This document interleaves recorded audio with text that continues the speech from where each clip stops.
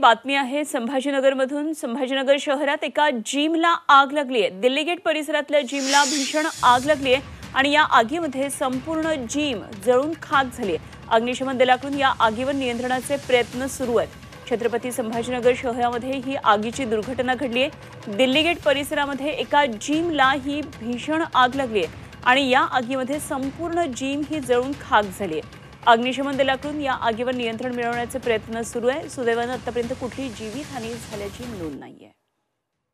आमचे प्रतिनिधी विशाल करोळे सध्या आपल्या बरोबर आहेत। जाणून घेऊया आणखी महत्त्वाचे तपशील।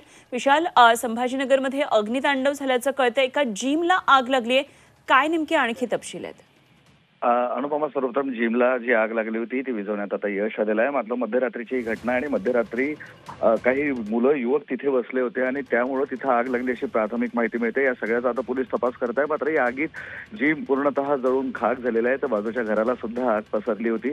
मात्र ही आग तात्काळ अग्निशमन दलाने विझवली आणि आजूबाजूला जी सगळी लोक राहत होते त्यांना घरातनं बाहेर काढलं। त्यामुळे एक मोठा अनर्थ टळलेला आहे। आता ही आग कोणी लावली आहे की शॉर्ट सर्किटमुळे लागली आहे या अनुषंगाने पोलिसांनी परिसरात सीसीटीव्ही जप्त केला आणि आता तपास सुरू आहे। ठीक, धन्यवाद विशाल दिलेल्या या सगळ्या सविस्तर माहितीसाठी। तर छत्रपती संभाजीनगरमध्ये एका जिमला ही मध्यरात्री आग लागलेली होती। ही आग विझवण्यात आता यश आलेलं आहे।